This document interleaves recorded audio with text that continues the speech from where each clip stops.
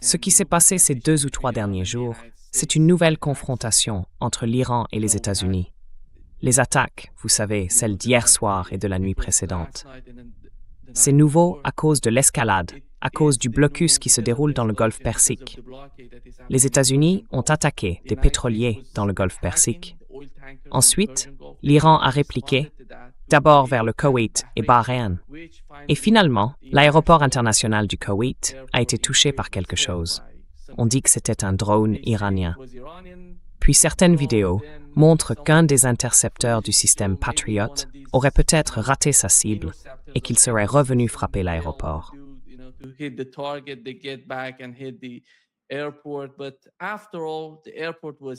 Mais après tout, l'aéroport a été frappé. Et on sait ce qu'ils font avec l'aéroport international du Koweït. Ils y envoient beaucoup d'armes. Ils utilisent l'aéroport pour ça. Ils envoient des armes. Tout passe par là. Et puis, il y a eu des pétroliers dans le golfe Persique qui ont été touchés par des missiles et des drones iraniens. C'est la phase actuelle de la guerre. Ce qui s'est passé récemment et que je trouve beaucoup plus audacieux, c'est l'attitude du gouvernement iranien.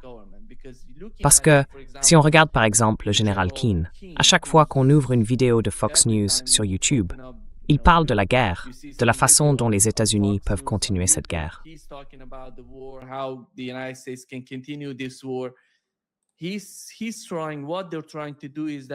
Ce qu'ils essaient de faire, c'est de dire que le chef des gardiens de la révolution n'est pas le même que le président du Parlement, par exemple, ou que le président de l'Iran, parce qu'ils veulent négocier, alors que les gardiens, eux, ne veulent pas négocier. C'est pour ça qu'ils nous attaquent dans le golfe Persique. C'est complètement différent de ce dont parle l'Iran. C'est un scénario iranien totalement différent. Eux, ils nous disent que les États-Unis les attaquent et que c'est pour ça qu'ils répliquent. Et vous, comment voyez-vous la situation au Moyen-Orient au fil du temps? Donald Trump ne veut pas de cette guerre. Il sait que c'est une guerre perdue d'avance et qu'avec le temps, la situation va empirer. Quelle est votre lecture de tout ça?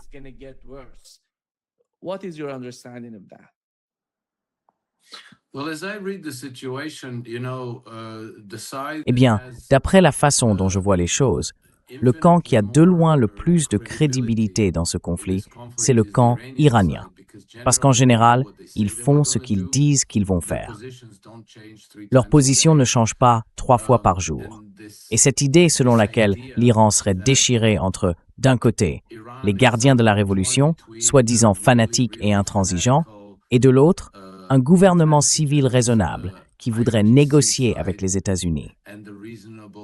Eh bien, à mon avis, c'est une pure invention, une sorte de fantasme commode qu'ils ont créé pour pouvoir dire « Oui, on négocie, tout se passe très bien, mais vous savez, il y a ces fanatiques des gardiens de la Révolution qu'il faut écarter d'une manière ou d'une autre. »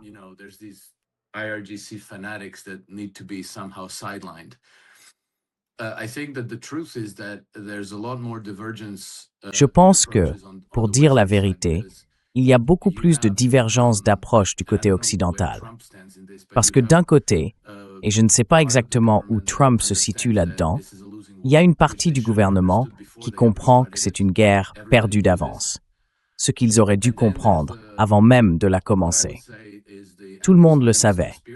Et puis, il y a ce que j'appellerais la conspiration anglo-sioniste, qui veut en finir avec l'Iran, renverser le régime et prendre le contrôle politique du pays. Parce que l'Iran est l'obstacle à l'hégémonie de l'Empire occidental en Asie de l'Ouest. C'est aussi un obstacle à la mainmise sur les richesses iraniennes. L'Iran est le 5e pays le plus riche au monde en ressources naturelles. Il a une population très nombreuse, très instruite, et vous savez, il y a beaucoup d'éléments à prendre en compte. Donc, le vrai conflit, il est à l'Ouest.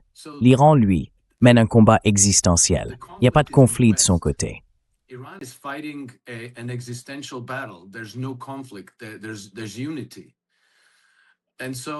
Il y a une unité. Et je pense qu'à mesure que l'Iran a compris qu'il détient désormais la puissance dominante dans la région, il veut mettre fin à 120 ans de harcèlement par les colonialistes occidentaux. Ils veulent chasser les forces militaires occidentales de la région et concevoir une toute nouvelle architecture de sécurité, en accord avec ce que leurs partenaires, la Russie et la Chine, cherchent eux aussi à accomplir. L'idée, c'est de lancer un nouveau siècle eurasien, un ordre mondial multipolaire où les pays coopèrent et commercent ensemble dans la paix, plutôt que de vivre dans ces guerres constantes sans fin, souvent provoquées par Israël et par les États-Unis. Mais il ne faut pas oublier le rôle des Britanniques, parce qu'ils sont toujours présents dans l'équation.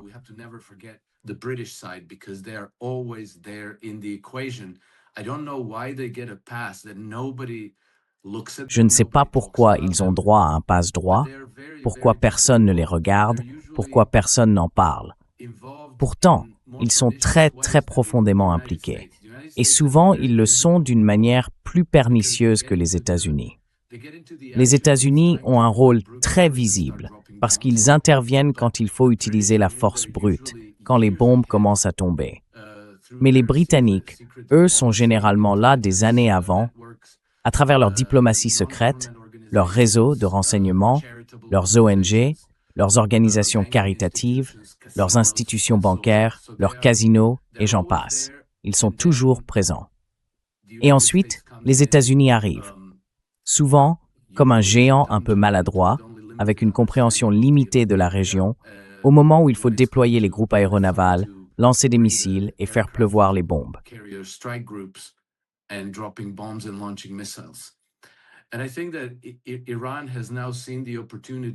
Et je pense que l'Iran voit maintenant l'occasion de mettre complètement fin à ce régime.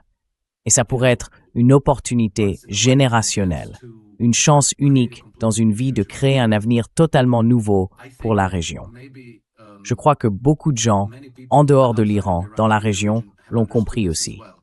Du coup, on voit une coopération hésitante, même entre les membres du Conseil de coopération du Golfe, avec les États-Unis et l'OTAN. Peut-être que la seule exception ici, c'est les Émirats arabes unis. Mais qu'est-ce que sont les Émirats arabes unis? C'est un royaume féodal, un fief sans véritable armée, sans vraie force. À part l'argent, ils n'ont rien.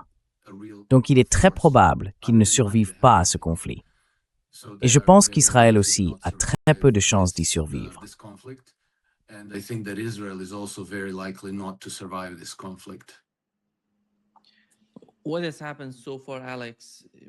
Alors, Alex, ce qui s'est passé jusqu'à présent, sur le plan militaire et économique, aux États-Unis, tu te souviens, avant que cette guerre ne commence, Donald Trump disait « Nous sommes indépendants. Nous n'avons pas besoin du pétrole venant d'autres pays. » Mais ce n'est pas la réalité aux États-Unis. Le pétrole qu'ils produisent là-bas est un pétrole léger, pas vraiment adapté, par exemple, à la production de diesel. Autre point. Depuis le début de la guerre, Donald Trump a dû puiser dans les réserves stratégiques de pétrole que possèdent les États-Unis pour stabiliser le marché. Il s'en sert donc pendant que la guerre continue. Et l'une des principales raisons pour lesquelles il a décidé de lever les sanctions sur le pétrole russe et iranien, c'est justement ce problème-là. Ils ont besoin d'importer du pétrole de l'extérieur.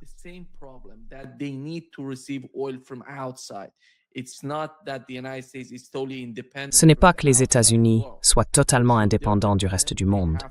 Donc oui, ils sont dépendants. Ils doivent utiliser ça. Ils doivent puiser dans leurs réserves. D'un autre côté, pendant la guerre, avec l'intensité des attaques contre l'Iran, ils ont beaucoup utilisé leurs stocks de missiles, d'intercepteurs, tout ça. Il faut donc les remplacer. Donald Trump est allé en Chine pour conclure un nouvel accord, pour discuter avec les Chinois. Il semble que le résultat n'ait pas été positif aux yeux de l'administration Trump. C'est pour ça que Marco Rubio a dit que nous dépendons à 90% de ces terres rares venant de Chine. Il faut diversifier le marché.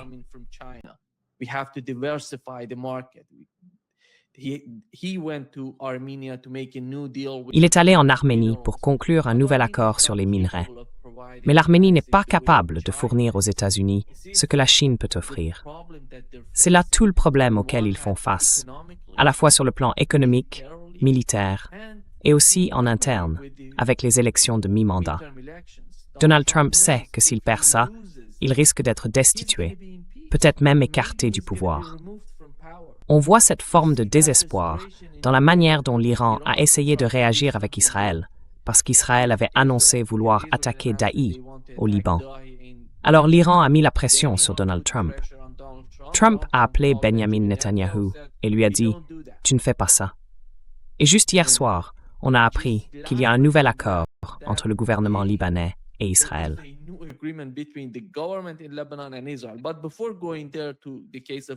Mais avant d'en venir au cas du Hezbollah, parlons de Donald Trump. En ce moment, sur le plan économique et militaire, s'il décide de poursuivre la guerre, il fait face à des pénuries. Combien de jours, combien de semaines peut-il encore maintenir cette guerre avec l'intensité qu'on a vue pendant 40 jours? 2 semaines? 3? 4? Et après ça, sont-ils vraiment prêts? Parce que les stocks vont être complètement épuisés et l'économie ne se porte pas bien. L'économie mondiale, elle aussi, est sous une pression énorme à cause de ce rythme de guerre. Comment voyez-vous tous ces facteurs se combiner et exercer une pression directe sur Donald Trump lui-même?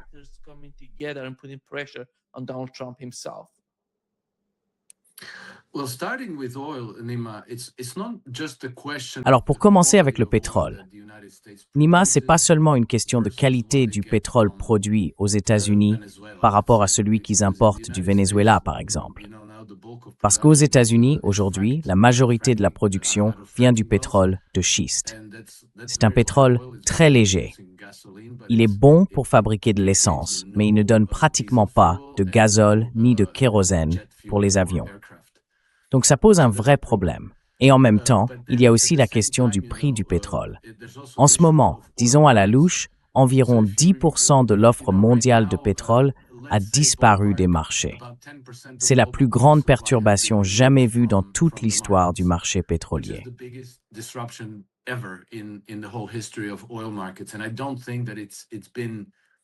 Et je ne pense pas que cela ait encore été pleinement pris en compte sur les marchés pétroliers. Parce que même en 2022, le prix du pétrole était à $120 et en 2008, il était à 140. Aujourd'hui, on tourne autour de $100 pour le Brent. Ce n'est pas particulièrement élevé. On pourrait donc voir des prix beaucoup plus hauts sur les marchés du pétrole. Mais si la guerre s'intensifie, on sait déjà que l'un des objectifs désignés par les États-Unis et Israël en Iran, c'est l'infrastructure énergétique du pays. Et les Iraniens ont prévenu que si cela arrivait, ils détruiraient l'infrastructure énergétique de toute la région. Cela pourrait retirer 20 à 22% supplémentaires de pétrole brut des marchés mondiaux. Alors, où irait le prix du baril? Il pourrait grimper à 200, 300, voire $500.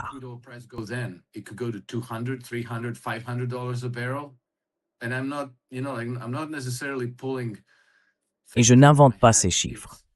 Déjà en 2012, le ministère britannique de la Défense prévoyait que, compte tenu des instabilités mondiales, le prix du pétrole pourrait atteindre $500 le baril. C'est leur estimation. Donc, admettons que ce soit possible. Ça peut sembler impensable aujourd'hui, mais la situation pourrait devenir très tendue dans les mois à venir. Et c'est un vrai problème. Et parce que si l'économie américaine se retrouve soudain avec de l'essence à $10 le gallon, les conséquences politiques pour Trump seraient très lourdes. Personne ne sait ce qui pourrait se passer. Voilà une partie du problème. L'autre, comme tu l'as dit, Nima, c'est que la logistique de ces conflits n'est pas vraiment favorable, ni aux États-Unis, ni à Israël. Il commence à manquer de munitions.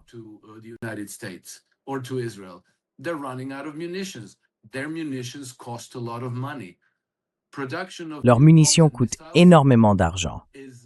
La production de nouvelles bombes et de nouveaux missiles est très limitée, alors que l'Iran, lui, utilise de façon très efficace ses missiles et ses drones très bon marché qu'il fabrique par milliers. Donc l'Iran a une supériorité d'escalade très nette. Et maintenant, il y a une rumeur selon laquelle ils auraient peut-être même une bombe nucléaire. Donc vous voyez, il n'y a pas vraiment de bonne option pour eux. Et moi, vous savez, je l'ai dit bien avant que cette guerre ne commence. J'ai dit que le seul coup gagnant pour Trump, ce serait de lâcher Israël et de conclure un accord, une entente avec l'Iran. Apparemment, ils en discutaient déjà. Des affaires futures, des investissements, du commerce, de la coopération, tout ça, en cohérence avec l'ordre mondial multipolaire, que du moins avant le 28 février, l'administration Trump affirmait vouloir adopter pour l'avenir des États-Unis.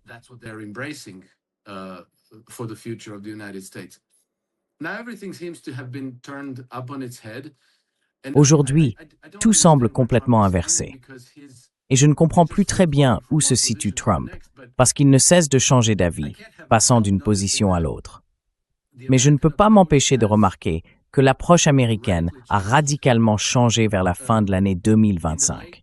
Et ça coïncide avec le retour de Jared Kushner sur le devant de la scène, encore une fois sorti de nulle part, sans aucun poste officiel dans le cabinet Trump. Et pourtant, tout à coup, il se retrouve chargé des négociations les plus délicates, avec les Russes, avec les Iraniens. Et il faut se rappeler qui est Jared Kushner. Jared Kushner est un sioniste convaincu, très proche de la famille de Benjamin Netanyahou depuis des décennies.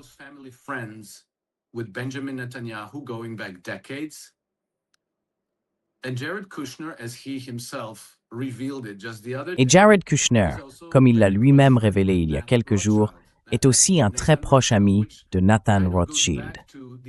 Ce qui, d'une certaine façon, renvoie à cette idée que tous les chemins mènent à Londres. Parce que, vous savez, la famille bancaire Rothschild est au cœur de la City de Londres. Et elle serait impliquée dans toutes ces conspirations qui alimentent les guerres. Partout où le sang humain coule à flot, le même nom de famille réapparaît toujours. Ils auraient aussi employé Jeffrey Epstein.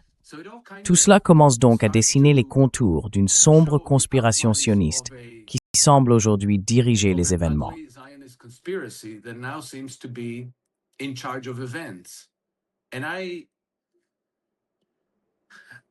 Et moi, je ne vois pas Trump comme un outsider dans cette conspiration, parce que son gendre et sa fille en font partie. Il joue un rôle important dans tout ça. Alors cette histoire selon laquelle Trump aurait eu un échange très tendu avec Benjamin Netanyahou, qu'il aurait juré, crié, tout ça, à mon avis c'est juste du théâtre pour le public.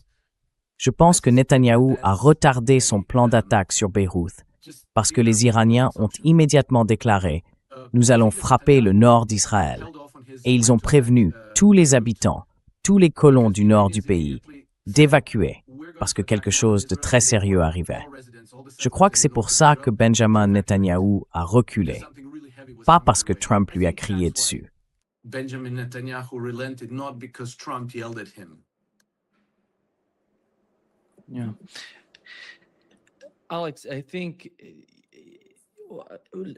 Alex, je me demande, comment vois-tu Israël aujourd'hui?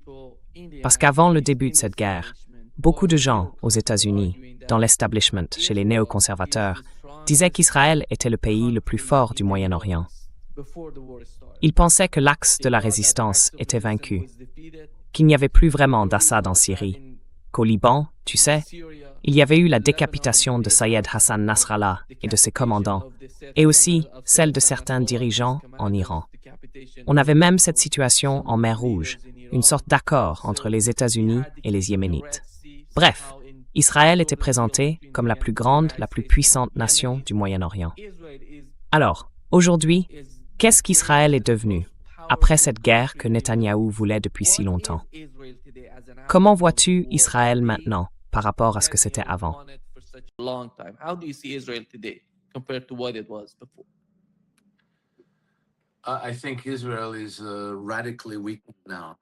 Je pense qu'Israël est aujourd'hui radicalement affaibli. Enfin, vous voyez, ils mènent des guerres sur 5, peut-être 6 fronts. J'en perds même le compte. Ils n'ont aucune stratégie. Il n'y a pas de stratégie dans leur guerre. L'attaque contre l'Iran, à mon avis, c'était juste un pari. Ils avaient développé des ressources sur le terrain en Iran. Ils comptaient sur une faiblesse interne du pays, en se disant qu'avec des bombardements venus de l'extérieur et une insurrection à l'intérieur, ils pourraient renverser le régime. Ils avaient déjà commencé à courtiser le Shah, Reza Pahlavi, pour rétablir la monarchie. Mais tout ça devait se terminer en quelques jours. Le régime iranien, le gouvernement, était censé tomber très vite. ça ne s'est pas produit. Au contraire, le pays s'est en quelque sorte rassemblé autour du gouvernement. Et d'après ce que je vois, la plupart des Iraniens soutiennent aujourd'hui leur gouvernement.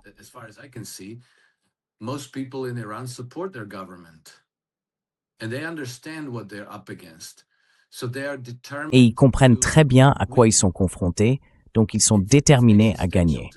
Pour eux, c'est une question de survie. La société israélienne est en train de se désagréger.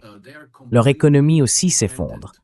Ils dépendent entièrement du soutien occidental, sur le plan économique comme militaire, mais ils perdent ce soutien à grande vitesse, évidemment à cause de leur comportement.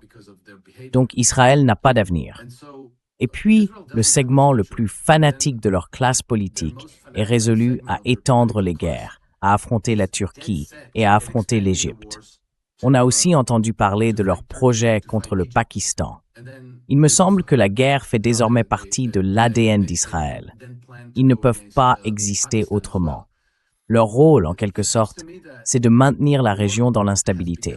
Ils dépendent de la guerre. Ils ne peuvent pas vivre en paix. Vous savez, ce n'était pas il y a si longtemps, en 2024, que tout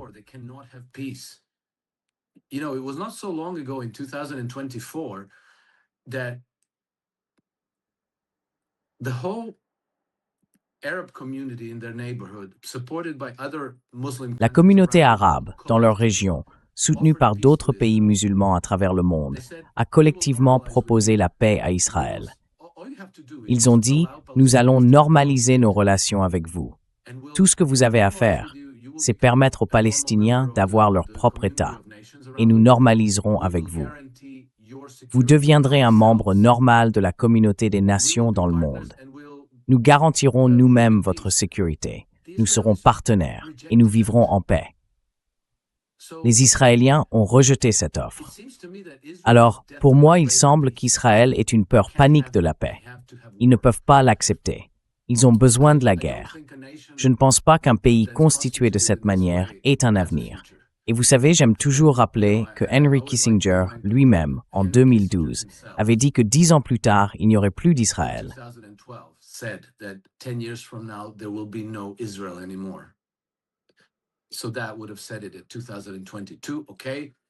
Donc ça l'aurait fixé à 2022. D'accord, il s'est trompé sur la chronologie, mais il avait bien compris les dynamiques de la région. Et il avait compris qu'Israël, le projet sioniste, n'est pas durable, qu'il allait échouer.